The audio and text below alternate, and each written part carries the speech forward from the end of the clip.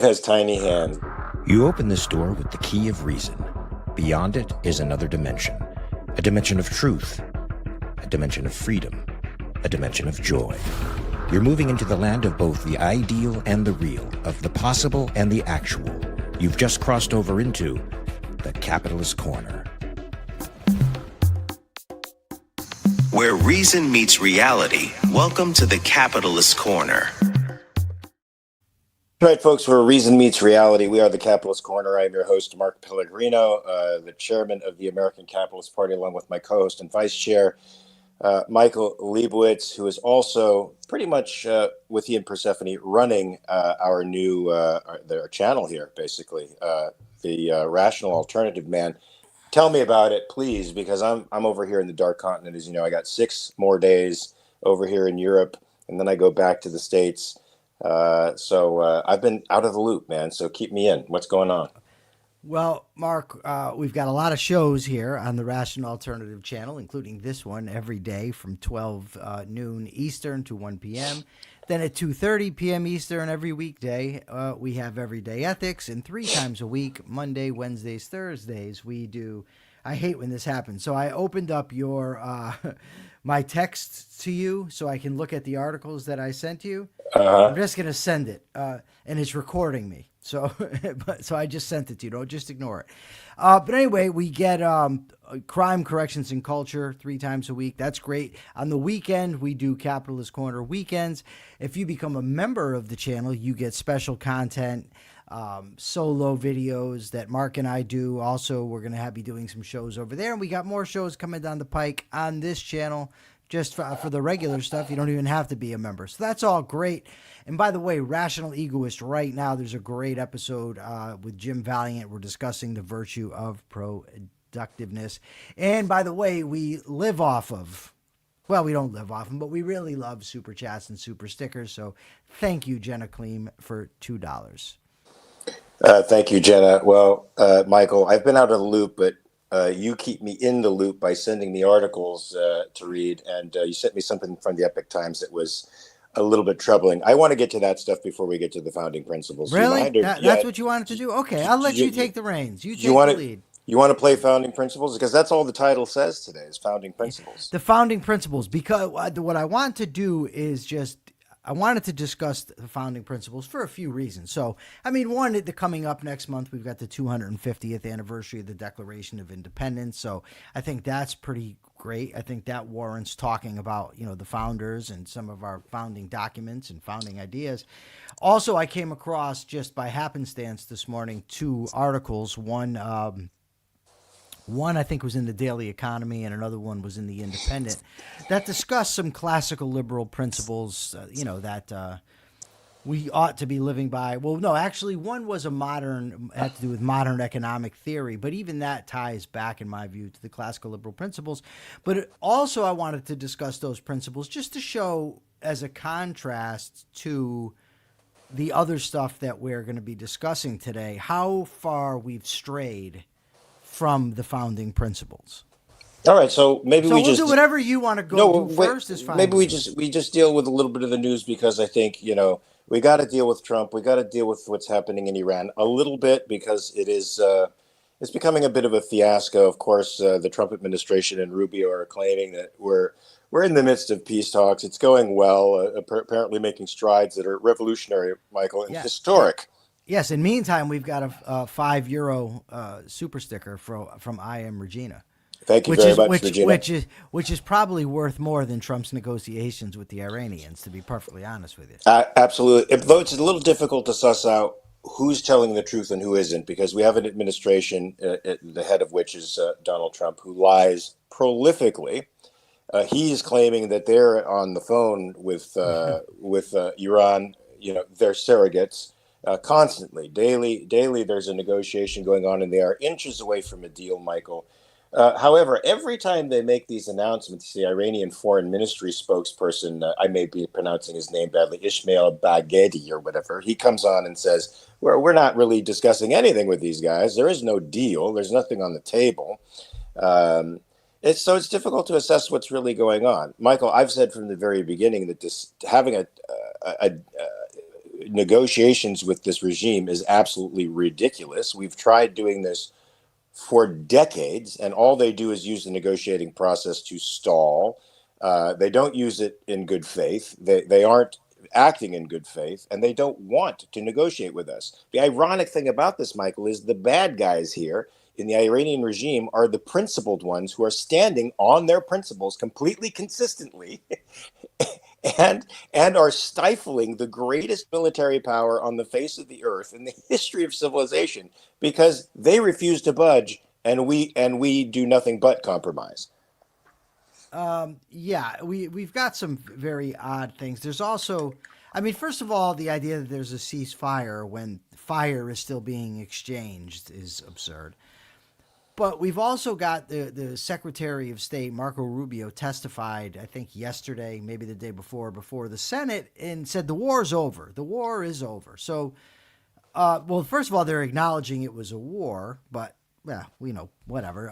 And now it's over. I guess the mission has been complete. He, of course, is putting his best spin on that.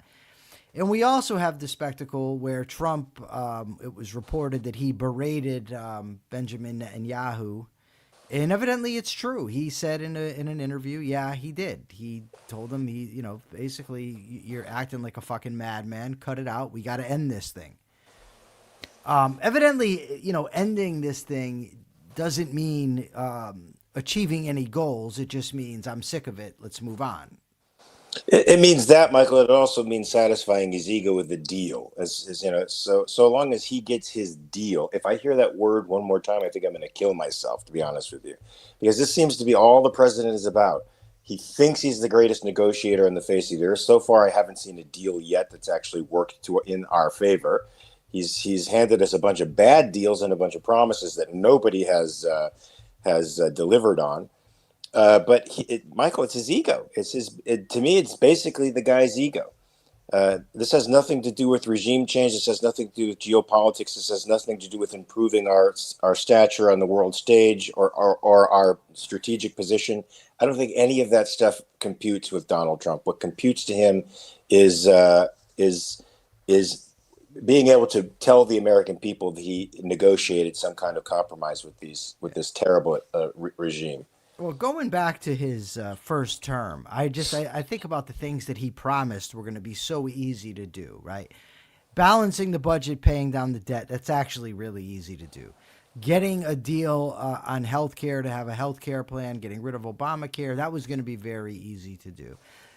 Building a wall across the entire southern border and getting Mexico to pay for it, no problem. That was going to be easy to do. Coming into this administration, he was going to end the war in Russia with the Russians and the Ukrainians. I don't know, what do you say, a day, a week, whatever. That wasn't going to be very difficult because of just who he is. And this war was supposed to last 4 to 6 weeks. Now we're, I think, April, May, June, March, April, May. More than 3 months into this war. Evidently, it's been won, though. It's over. We've won. The guy's a jackass. So, I put a post on Facebook this morning, and I think I put it on X too, Mark. And let me just find it, because I want to tell you what I had to say in this post. I said, although my primary opposition to the war in Iran was that it's unconstitutional, I also opposed it because of the lack of character and competence of the president. I heard it stated numerous times, as you have also, Mark, that as far as supporting the war goes, it's irrelevant who the commander-in-chief is. And I asked, has anyone who took this stance rethought the position? 272 views so far. Let's see what we got here. I've got 6 likes. But no comments. Nobody has said, you know what? Yeah, I fucked up. I was wrong about this. No, I don't suspect many people will, Michael. It's a hard thing to introspect and to change once you realize you're in error, especially if you take a public position on something like this. So I don't expect anything new to be coming out of Iran. They're going to continue to yank our chain around. Trump is concerned about midterm elections. I have a sense that he will probably lose. He's certainly trying to stack the deck in favor of his own candidates who aren't necessarily the most favorable ones to beat the Democratic opposition. He just wants to stack. He wants to stack the Capitol Hill with his loyalists. I don't know that that's going to go through in this election, and he's the only reason he's dying to get through this controversy is for the elections, Michael. That's it. I mean, it's not even really about.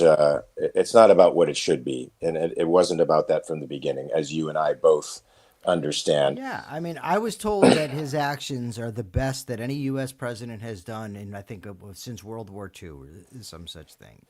No, sorry, they're just not. It's not good. He's not good. And as far as what we're going to see later is when we get to the founding principles and that sort of stuff, you'll see the sort of dichotomy between the way the founders envision things and the way Trump does things. I think we should get to that right now, Michael. Why not? Okay, well, all right. I mean, if Why that's not? what if that's what We'll contrast modern political buffoonery with the brilliance of some giants, intellectual giants that came 250 years before us, and bequeathed to us something pretty amazing, which successive generations have completely fucked up, Michael. Okay, so there was an article. I don't remember where the hell I came across it. Cafe Hayek, I think. And it referenced an article in Cato about William Blackstone, and that got me thinking about the people that inspired the founders. So I thought of a few that we could discuss just a little bit today. John Locke, William Blackstone, and who's the other guy I picked here? Oh, the Montesquieu. Three of the folks that the founders kind of relied on. And we go back. The first one was, of course, John Locke. John Locke's theory of natural rights, life, liberty, and property. That the only purpose of government is to protect these rights, that these rights precede government. All just, really good stuff, really strong influence on the founders, both in the state of Virginia, also, in the Declaration of Independence. And even when you get to the Bill of Rights, the echoes of John Locke are there. The idea of government by consent, the right to revolution. It says here that his influence was especially strong on Thomas Jefferson, but he also impacted James Madison, John Adams, and other founders. Also, he contributed to the ideas of limited government, protection of individual rights, the government deriving authority from the people, constitutional restraints on political power. So, John Locke, I've read both his treatises on government. I think that he is, a very good, solid thinker that if people want to get a decent understanding of the founding, I think he is a must read. Absolutely, Michael. He's the original founding father. He's the founding father upon which our founding fathers based their concepts of government, and we should be thankful for him. Just real quick, Megan Ribbons wants to know if it would be helpful to have a rational alternative app. I have no idea. Probably, Megan, sure. Probably, but the one to contact, if you wouldn't mind, Megan, is Ask Persephone. If you could contact her and just run that idea by her, that would be very much appreciated. Because when you're talking to Mark and I, Mark and me, I should say, we're the object of the sentence there. If you're talking to Mark and me, you're barking up the wrong tree, I think. And that rhymes. And that rhymes, Michael. Yes, it does. And that's important when you're talking about things like this. You must rhyme if you've got the time. So, Michael, that's good. So, Michael, do you mind if we take some of these Lockean ideas and discuss how they've changed over the years to become something else, so that we now have this mixed government that is a mix of controls and freedoms, with controls slowly but surely taking over. And we're reaching, I think, a tipping point where we have to decide one way or the other which way we're going to go. So the concept. Sure. Go ahead. What you had another idea? No. So the concept of natural rights. Talk about that, because in the 30s and 40s, Roosevelt had a different idea about the concept of rights, and his administration created the Second Bill of Rights, which included rights to stuff, and that has since contaminated every discussion about rights and the way in which government handles and protects rights from that time forward. Okay, so the error, and you can't, I don't want to really blame them for this error. These guys were political thinkers. They weren't full-fledged philosophers, although in the case of Locke, he was a philosopher, but the founding fathers, they're statesmen, philosophers. So they didn't, the error is that they treated rights as self-evident, as it's stated in the Declaration of Independence. We hold these truths to be self-evident. And Locke kind of just states them that these are the rights. He doesn't really, tie them back. So the concept of right, if going back hundreds of years, it's been defined as a moral claim, a just claim. What are you doing? Me? Yeah. Nothing. You're making all kinds of racket. I am? Yes. I'm just sitting here. Okay. Well, you're breathing. I don't know what it is, but it's very distracting. You're creating quite the disturbance. All right. When it's your turn to talk, you just unmute. And if I don't want to hear you, maybe I'll just mute you, and then I'll run my mouth, and you sit there and look pretty, and then we have our celebrity and our intellect. Absolute power corrupts absolutely, Michael. We shouldn't give you the power of the microphone. Okay, so the concept of right, it's a moral claim to something. It's like something to which you are entitled, justly entitled, without having a moral theory to back it up. It's subject to a lot of expansion and a lot of, shooting down. For instance, Jeremy Bentham famously called rights nonsense on stilts, was one of the things. And, once we get up to, like the progressives, they, didn't care for the founders' concept of individual rights either. But nevertheless, the idea that you have right to your life, and to your freedom, and to whatever property you can justly accumulate is it's vital, because it puts a sort of hedge around you that no individual or government can rightly infringe upon, can rightly use force to stop you. The idea is great. It gave rise to the Declaration of Independence. In many ways to the Constitution as well, especially the Bill of Rights, like they talked about. But the founders, I mean, like I said, they're political entities, so they did leave some escape hatches. For instance, in the case of tariffs, they allowed for taxation.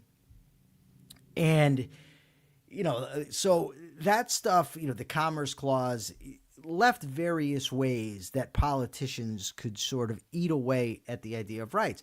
It's not to say that their accomplishment wasn't incredible. It was revolutionary, of course. It was great, but there were flaws from the get-go. Now, once we get to the modern times and you look at a thinker like Ayn Rand, her theory of rights is tied to a broader theory of ethical egoism, rational epistemology, and realist metaphysics. So when somebody asks you to ground your idea of rights, how do you tie them to reality? We are able to do that. We don't have the time to do that today, but we're going to do a special show on it. I can promise you that. That's coming up soon. And if you look at the way that it's been eaten away at, we went from having the right to not have force used against us to the right to have things provided to us. And once you have a right to have something provided, that entails a government's claim on somebody else that has it, because remember, governments create nothing. They can only take. So if I'm entitled to, let's say, a sandwich, but I can't afford that sandwich, they got to go get that sandwich or the money to pay for it from somebody else. And the only way to do that is to violate that person's rights and take their stuff. And of course, you mentioned with Roosevelt, he of course had the new Bill of Rights full of all kinds of crap that I really don't even want to get into today, because I want to celebrate the ideas of the founding. But it's been bastardized, and we can, you see that every day. I mean, look, 1913, the income tax gets introduced. It was on a very few people had to pay it in a very low rate. Now everybody's getting fucked. So there you have it. Yeah, Thank you, Nicole, for saying we're both pretty. Appreciate it. Oh, Nicole, you're a pretty little liar. So government by consent, Michael, this is also a primary concept in Lockean thinking. But it's been perverted today to something else, to radical democracy. You hear politicians talking today as if our system is a democracy, and if democracy is the same thing as liberty. But this isn't true in my view. Do you have a similar view about that? And can you say why? I will take us far afield, to be honest, if we really get into this, because I don't believe consent is necessary. I understand the Very good. As do I. I understand your perspective. So go ahead. I get the idea that you want to talk about that government has no rights separate from those delegated to it, right? It has no rights that individuals themselves don't have. And that is very valid. So, for instance, I don't have the right to steal Mark's sandwich, so therefore I can't give the government the right to take Mark's sandwich. That's true. The problem is if you say, well, the government only has authority based on consent, well, if I say I'm not going to, like the ANCAPs, for instance, say, well, I'm not consenting to this government, I can go make my own because consent is necessary. Now, I go stick Mark up, and then I say, well, I don't consent to Mark's government, so they have no authority to arrest me, and that's just stupid. As long as the government is limited to protecting rights, nobody has to really consent. It's irrelevant. All they have to do is protect people's rights, and they're not violating any, so they're in good shape. Yeah, I agree. Have you ever seen those videos, Michael, on YouTube of sovereign citizens attempting to fight the law? No, but I knew a lot of them in prison. It's hilarious. Yes. So did you want to go through social contract, the right of revolution, or did you want to continue? No, I know. I else? wanted to throw a few things out there, like Go ahead. just that that's true. Like the government's a social contract. We have that with the Constitution. Again, it's a kind of a flawed idea because for a contract requires consent, right? And not even a majority of the people living at the time consented to the Constitution. So to treat it like a contract would be a bit flawed, as Lysander Spooner's pointed out. Still a great document. A lot of Locke's critics point out that you can't find anywhere in history that where sort of a government was formed in the way that he says. And he pushes back and says, well, look, that you're going so far back into antiquity that they just may not have kept records, of this sort of thing. We really can't know. And he's got a valid point. I think that the idea of a hypothetical, right? Let's say the idea of human beings coming together to form an agency for collective self-defense, I think it's a valid idea because it helps us to sort of put the idea of what we're trying to accomplish into words.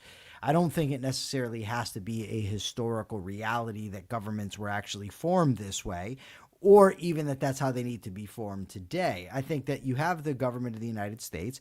We have the Constitution in place. We could do a lot of good, in my view, right within that context to move a long way towards individual liberty and capitalism. Amen to that. I have nothing to add. Okay, well, you want to get to Billy Blackstone? Yeah, let's get to Billy Blackstone. All right, so William Blackstone was a 18th century jurist in England, very famous for his commentaries on the law of England. There's a Blackstone school of law. There's a Blackstone dictionary. You have his commentaries. Very influential on the founding fathers. He had natural law foundations. He defined rights as the fundamental liberties, personal security, liberty, and property, influencing the U.S. Constitution and Bill of Rights. The Americans used his writings in part to justify independence. And, he was also impacted, I believe, by John Locke. Ultimately what he's talking about is limitations on government, right? You have to have limitations on government. Government should be limited by natural law and by the natural rights of individuals.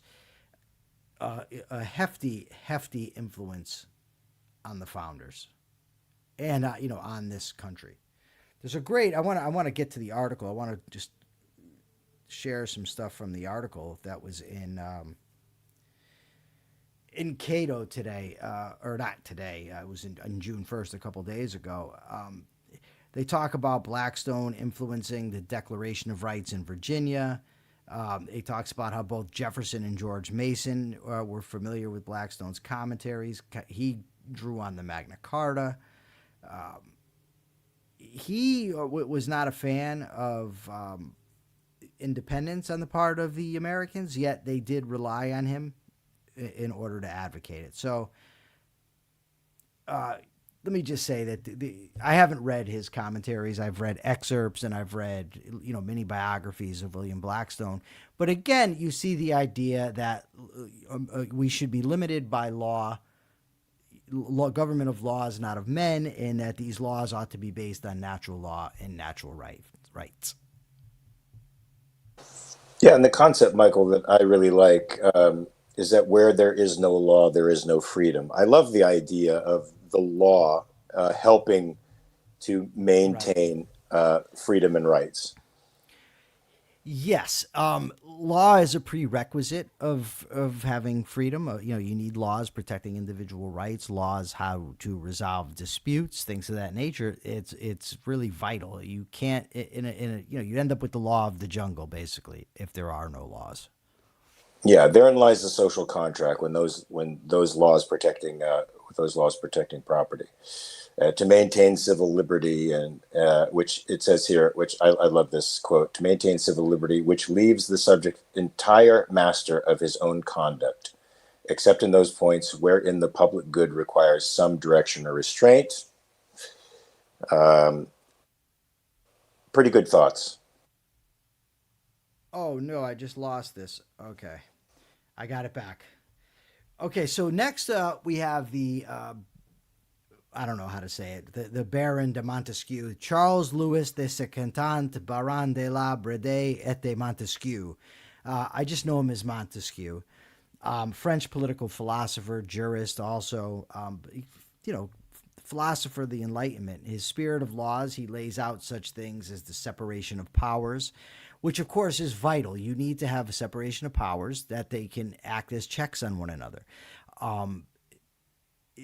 And when you get to our Constitution, you see that with the executive, judicial, and the legislative branches of government.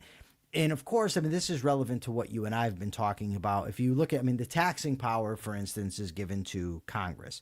Yet Trump wanted to put tariffs on other countries in violation of that.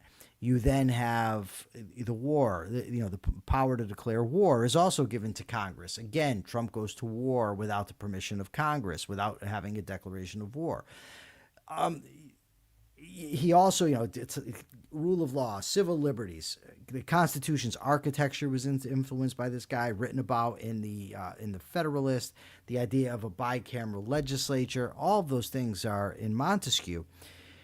The key here for me, and I want to talk in a minute about how he had a typology of governments, but I do want to state this. When you talk about the rule of law, right, we're not talking about the rule of arbitrary edicts, right? When you talk about the United States Constitution and following it, we're not talking about a bunch of guys just throwing ideas out there, put them on the board, whip darts at them, and then this is what we're going to go by. You're talking about a monumental history of ideas going back thousands of years that the founders relied upon. Now, we're just talking about three of them today. John Locke, in his two treatises on civil government, very, I think maybe 500-600 pages together they were, maybe less, but nonetheless, so he's a philosopher, and in his writings is distilled a lot of the wisdom of the ages that he was able to put into writing.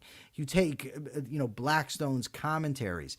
You're talking about a guy who's writing on the entire history of English law, of English common law, the Magna Carta, Petition of Right, the English Bill of Rights. You got Montesquieu, another philosopher of history, writing in his Spirit of Laws.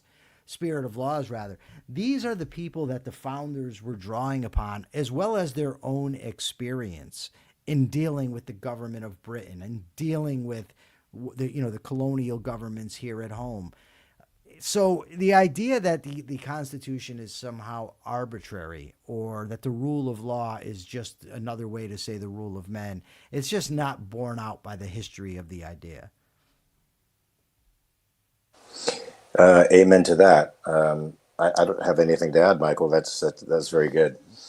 All right, Other than I wish we would get back to the separation of powers, and I think there is a party out there, Michael, that believes in the separation of powers and the constitutional restraints of government, and that is the American Capitalist Party. So go to AmericanCapitalistParty.org, check out the policies, and be a part of the change, man. If you want government to be restrained, if you want the widest degree of freedom possible, become a member, and let's change the political landscape. Nice. So Megan said it might be helpful to briefly walk through the history of different forms of government: anarchy, monarchy, lots more anarchy, lots more monarchy, peaceful transition of power, etc. So Montesquieu had his typology of governments. He categorized governments into republics, and within republics, democratic or aristocratic, monarchies, and despotisms, analyzing the spirit, the social, climatic, and cultural conditions that made each viable. I believe Aristotle also came up with a typology of governments, if I'm not mistaken. If somebody wants to fact check me on this, we don't have Persephone, but I believe he said that you have democracy, monarchy, and aristocracy. Democracy devolves into rule of the mob, aristocracy, rule of the few, and monarchy into rule by one. Basically a tyrannical government. If I'm remembering politics correctly, it's been quite some time, but I do think that was actually Aristotle's view. But it's just, Mark, it's so important to me that we really understand that you're talking about thinkers who developed theories of natural law, of natural rights, the importance of the rule of law, the separation of powers, the consent of the governed. The founders of this country were men who were very educated, very well read, and took their responsibility of forming a new nation very, very seriously. All of that goes into it. And then you think about, their experience post the revolution with the Articles of Confederation, with that type of government, with dealing with other countries.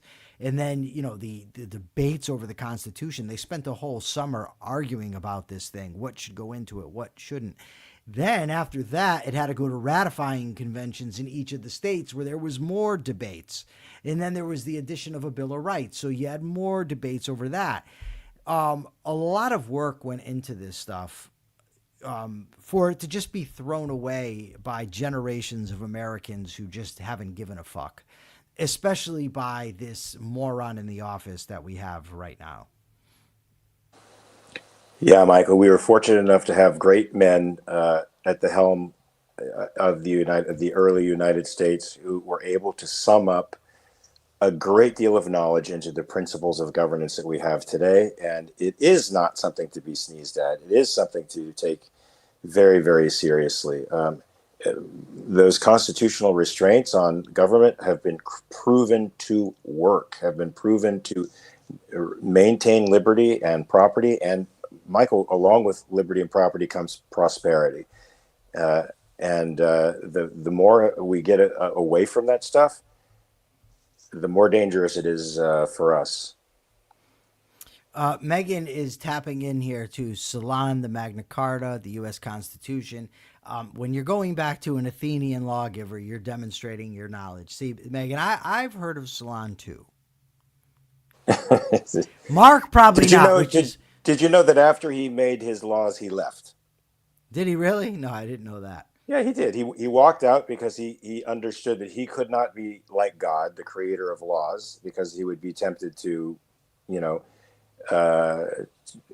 to be bigger than he was. So he simply left and let the Athenians take care of the law themselves. By the way, great thumbnail from Race Jacobson. That was awesome, Race. Mark doesn't know what it is yet, but he will at some point. Akira Felix says he hates the libertarian narrative, which portrays the founders as just redneck hillbillies that just didn't want to pay taxes. Is that true? I haven't seen that. I don't know, Akira. I'm pretty well read. I know, like Albert J. Nock, for instance, criticized some of the founders, like Washington, for being a land developer and land buyer, that sort of thing. But I don't remember them calling them a bunch of hillbillies who didn't want to pay taxes. I've heard the sort of the opposite, if anything, that they were aristocrats, not hillbillies, but.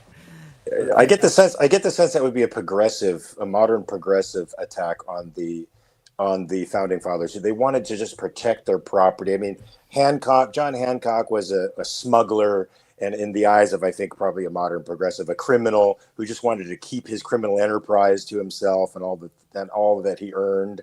And the guys down south, Michael, were slaveholders. So everything they did, regardless of how good an inheritance of liberty and the concepts of liberty they bequeathed to us, everything they did was illegitimate based on the fact that they held slaves. Right. I mean, you've got Charles Beard, I think. He wrote the.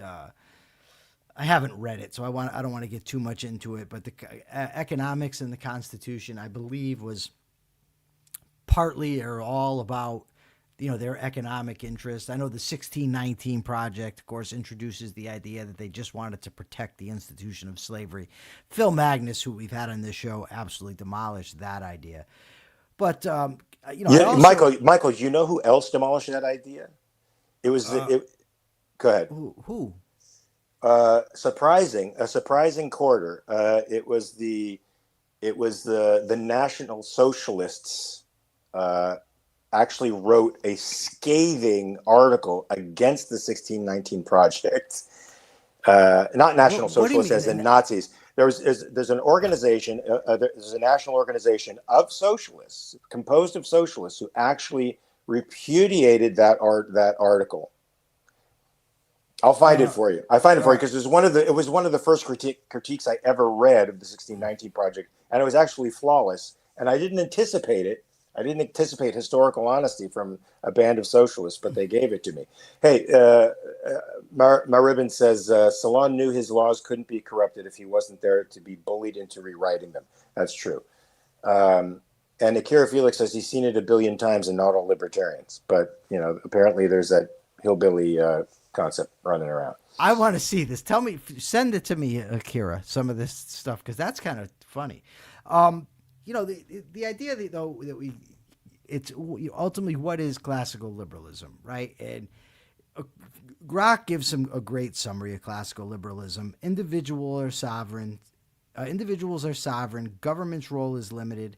Free markets and voluntary exchange. Rule of law. Civil liberties. Constitutionalism and checks on power. What could be better, right? I mean, that's it sounds like paradise on earth, Michael. And you know what? Our paradise, because that's our paradise, it doesn't mean that everybody's going to get exactly what they want. That's what the socialists try to pretend that they're going to deliver. It just means you're free to realize your potential. That's all. That's what we want for everybody, to be free to realize their potential.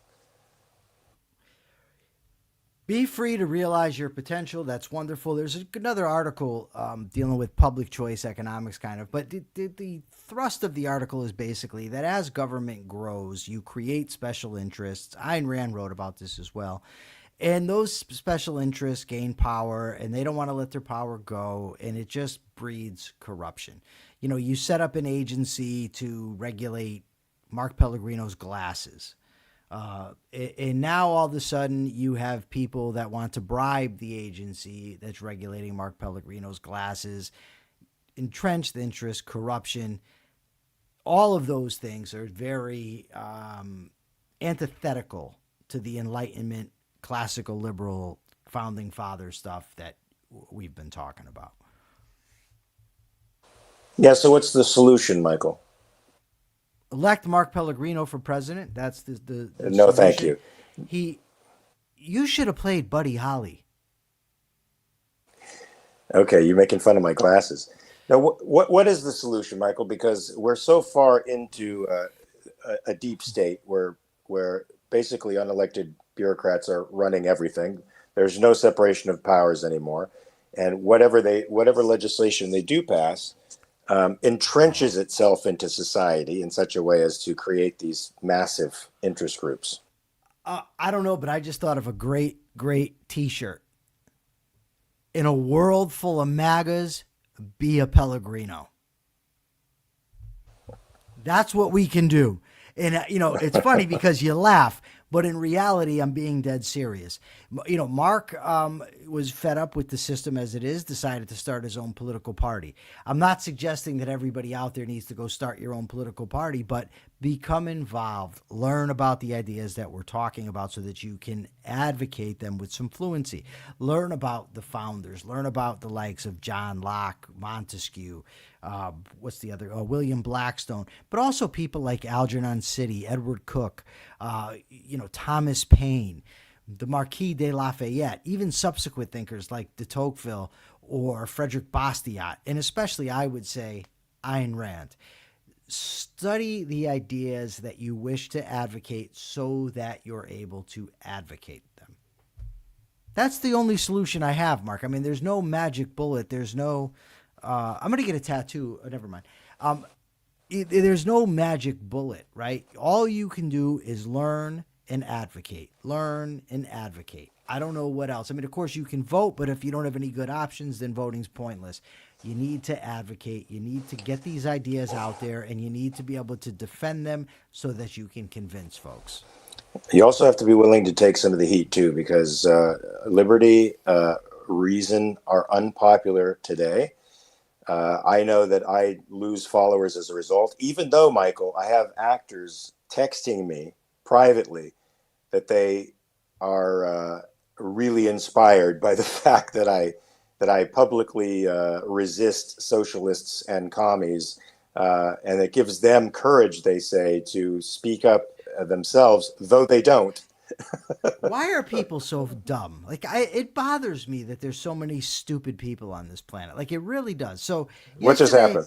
Well, so I posted yesterday, I told you, if you don't like Pride Month, don't celebrate it. Why does it anger so many people? This fucking imbecile, another dickhead hiding behind a pseudonym, that's something that just irks me. I got to tell you, it does. We talked about it yesterday. I really don't like it. I think it's so cowardly.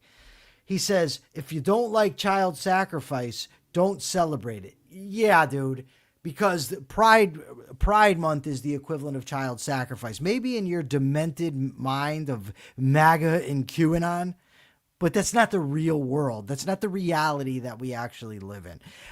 Megan says, and there we go, I've lost it. Megan says, send transcripts of our education episodes to local PTAs. Once we've done them all, Megan, we can put them all into one, what do they call it now? I can't remember. One... Omnibus? No, there's a thing that you can do on YouTube. I can't remember what it's called right now because I'm having a brain meltdown. It's like a binder, like a transcript. Yeah, you put them all in one group. Okay. You put them all in one group, and we can do that and then send them out. Randy says, unfortunately, advocating for a rational government is met with intentional obtuseness. They misunderstand everything important, but that by design, not by playlists. Yeah. Yes, Megan, playlists. Thank you. It would be a playlist, not a manifesto. A manifesto would be shorter. Well, I don't know. My manifesto, I'm not writing a manifesto. Never mind. Okay, yeah. So it would be a playlist. I would guess it would be a playlist. Do we have any questions? I would like to see some questions from the audience before we get to this tariff stuff. It's Wednesday though, Michael. It's not really Q&A. It's not really Q&A Friday. You can still ask questions, so it doesn't have to be Friday to ask a question, Mark. That's true. Mark is all discombobulated, befuddled. He's over there in Europe. He's having a really hard time. It's getting out of hand. This is actually very true. This is actually very true. I'm like 9 hours ahead of my normal time, and by the time you start posting for this, I'm busy doing a billion other things. So I really don't have the normal prep time that I like to do in the mornings, which I do when I'm at home. So I just sort of fly by the seat of my pants, more so than usual while out here. I know some folks, Megan. Yes. To answer your question. But Mark knows more people. Mark, I don't know if you guys know this now, Mark or not, but Mark is an actor. As such, he's well known throughout the world. And that's all there is to it. Mark I don't forget Friday Q&A, Akira. I disregard it. There's a difference. I don't forget it. I just talk about other things. I like to go to questions when I don't have other things to talk about. But we do have something to talk about. We have those goddamn tariffs to talk about and the revitalization of freaking Trump tariff. Well, yeah. So, all right. I know I know what you're avoiding it, Michael, because it's horrible. Because Is that why I'm avoiding it? Really? You are avoiding it. No, I'm not. I don't want. Is that why? I don't mean to speak for you. No. But it's horrible. It's horrible. But let me tell. Can we tell them why I'm avoiding it? Since you wanted to cast aspersions at me, do you want me to tell them why I'm avoiding it? Wait, I'm not casting aspersions. I'm saying it was an aspersion.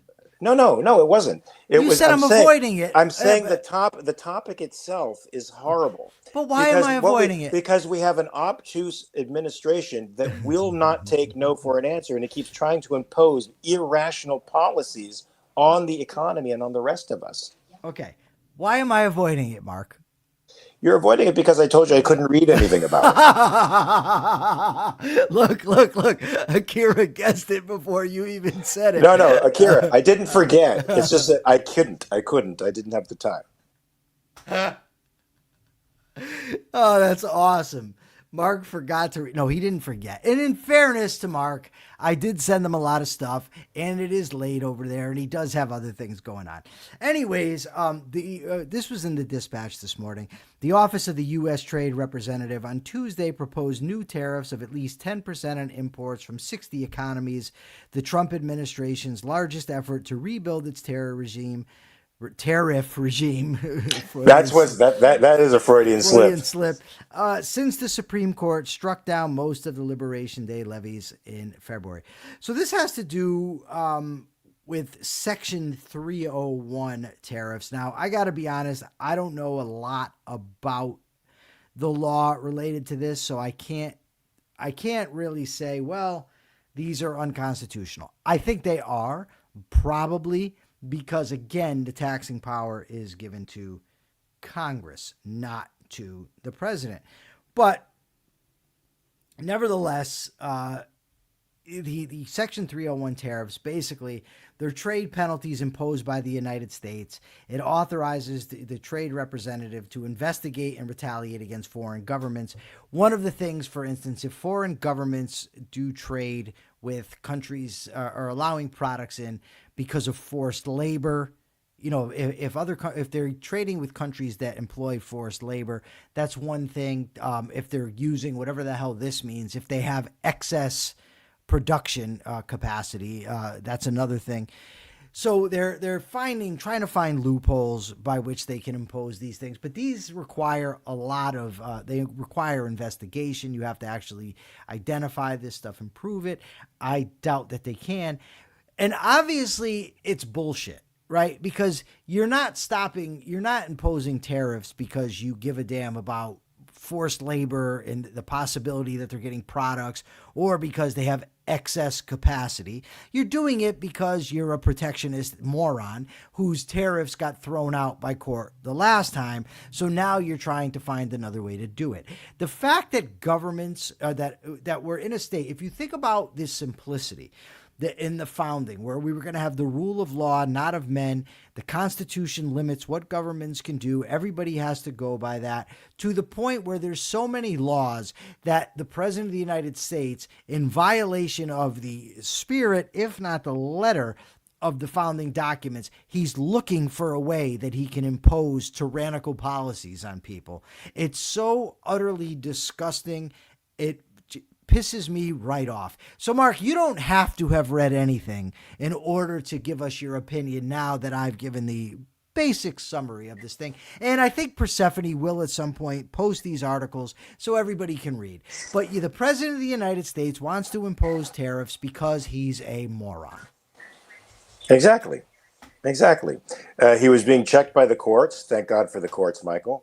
We've never experienced the importance of the courts as much as we have during the second administration of Trump, because he has tried more than any president previously, I think, to buck the Constitution openly. And he's ironically been held in check by Supreme Court justices who were put in office by him. So I'm grateful that those somewhat originalist constitutionalists are in there to protect us from him. Yeah, Michael, I don't know that these tariffs are unconstitutional, but they are certainly egregious. They're certainly harmful to our economy. They certainly don't build us up. They certainly don't make trade relationships with our neighbors any better. And they're certainly not a capitalist policy. We would eliminate these things as a capitalist party. But Michael, I wanted to get back to something about how government is incentivized to grow and how this creates these entrenched interests. A capitalist party person getting into government would be hard pressed to change anything because of the entrenched interests there and because of the publicity machine that they have behind them. And when 51% of the American people are dependent in some way on the government for their living, either by getting subsidies or direct paychecks because they work for the government, getting rid of these entrenched interests is going to be a very, very difficult thing. The American people brought us here, Michael. It's the American people who are going to have to get us out of it by showing us the willingness to change. Yes, sir. The question is, will they? You want my best guess? I'm not very optimistic about the whole thing. I mean, I must be in part because I keep doing this every day and I keep making these arguments, and you convince some people, but people, I mean, there's a few things that we have to overcome, right? Tribalism is just one of them. The confirmation and cognitive biases that people have to uphold the views that they currently have.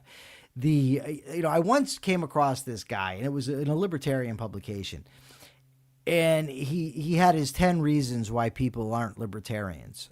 But one of them was, and I think this is still largely true, or I largely still think it's true, rather. He said that you have to learn this stuff, there's a monumental amount of reading. And he used, I think, just 2 books to demonstrate. He said, just look at Atlas Shrugged and Human Action, for instance. You're talking about 2,000 pages of reading just there, right?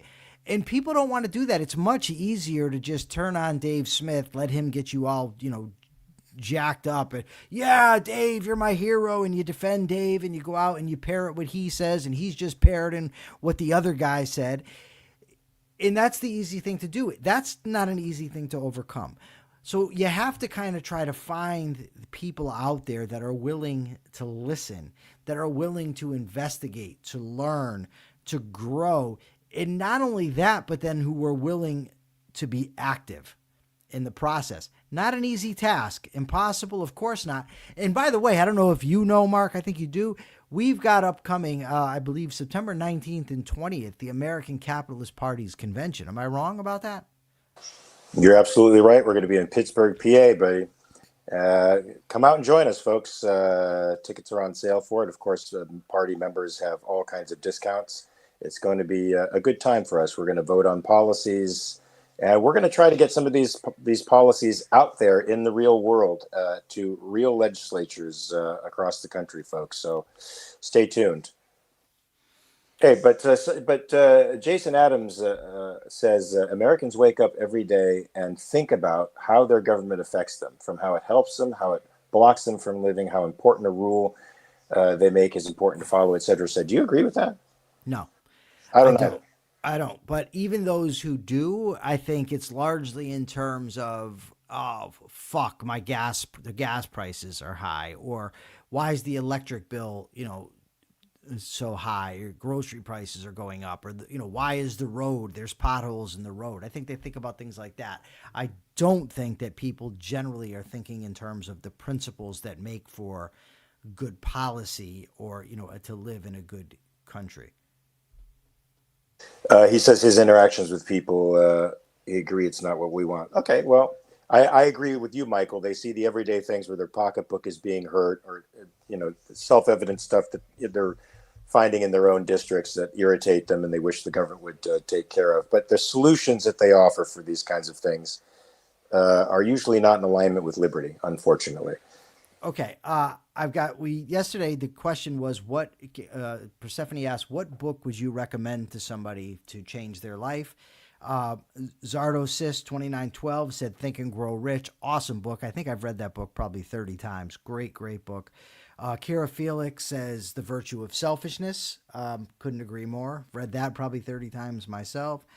And Jenna Kleem says, did they want to read something life-changing? Stay mindful and be kind. And Greg Doherty, talking about Bernie Sanders, because we talked about him yesterday, said he is simply appealing to envy, Luddites, and their similar ilk. All right, go ahead, Mark. Give us the capitalist thought of the day. I'll ask a question. I've got some notifications to give, and then we take off. Well, we briefly discussed what the founders intended this republic to be. They intended it to be a government that protected the rights and property of its citizens. They intended the government to be strictly restrained by a constitution and separation of powers. They wanted this to be the case so that you and I could be free to realize our potentials. We've fallen far from this. I think politicians fairly early on started rejecting the Constitution. Our society as a whole has rejected reason, and as a result, misapprehend what the concept of rights are. Well, there is a party out there, folks, the American Capitalist Party, that understands what rights are, and that's what we want to bring back to this country. We want to take us back to the original principles and grow us forward with Ayn Rand's objectivist principles in there, so that we can morally defend the greatest system on the face of the earth, which is a representative republic and an economic system called capitalism that leaves you free to live as you choose. That's it, Michael. All right. My question for everybody is this. Who was your favorite founding father? Please go to YouTube and answer the question. Helps the algorithm. Who was your favorite founding father? If you're joining us from X, the name of the channel on YouTube is The Rational Alternative. We do a lot of programming. We do this every weekday from noon to 1, where we discuss current events through a pro-capitalist perspective. 2:30 p.m. Eastern Time, Monday through Friday. We do Everyday Ethics, which I'll be doing in an hour and a half and all by myself. Also all by myself today, 3:15 p.m. Eastern Time, Crime, Corrections, and Culture. We do that 3 times a week on this channel. On the weekend, we do Capitalist Corner Weekend Edition. And we've got a lot more stuff coming down the pike. And if you become a member, you get all types of extra benefits. You heard it there, folks. Mary Ribbons wants to know, what's the best wire material for connecting graphite field electrodes in a microbial fuel cell? I'm going to go with copper. I'm going to go with whatever wiring Mark has in his glasses. All right, folks, you got 23 hours to check your premises, so please do that. You should always be checking your premises, folks. All right, check those premises. Peace.